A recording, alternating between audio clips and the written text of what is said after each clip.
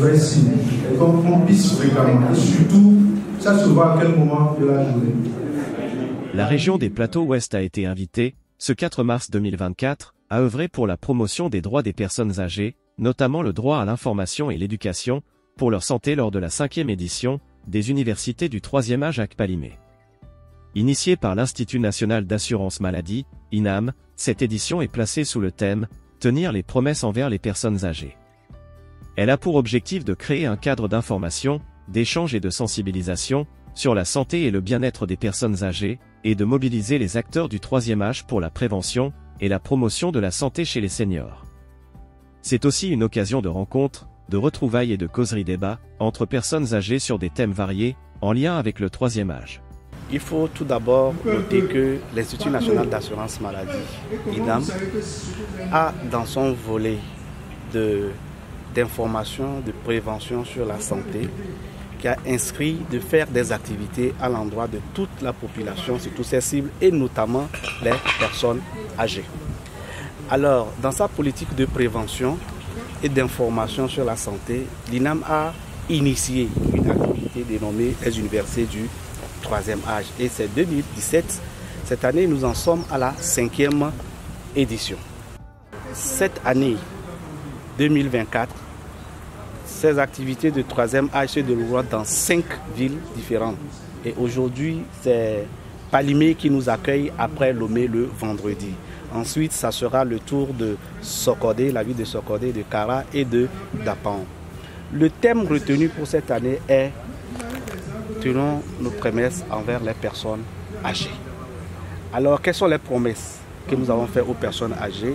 La promesse, c'est de faire en sorte que les personnes âgées aient les informations nécessaires sur l'éducation et la santé.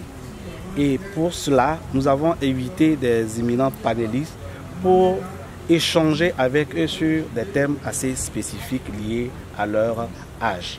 Notamment, que manger ou quelle alimentation pour les sujets hypertendus et diabétiques du 3e âge. Il y aura aussi un panéliste qui va les entretenir sur les méfaits de la consommation des faux médicaments et de l'alcool. Suivra aussi une communication qui sera faite par l'INAM sur l'assurance maladie universelle, c'est-à-dire la prise en charge des personnes âgées au niveau de l'INAM.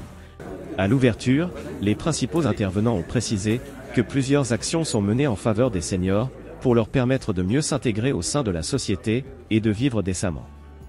Entre autres, la construction et l'aménagement en cours de 2 maisons de retraités à Lomé et à Kara, la mise sur pied du Conseil national des personnes âgées et les appuis ponctuels de prise en charge des personnes âgées. Le représentant des personnes âgées, au nom de ses camarades, a exprimé sa reconnaissance aux responsables de l'INAM et aux autorités togolaises pour cette rencontre initiée pour partager avec eux des conseils et pratiques pouvant les aider à mieux vivre et longtemps.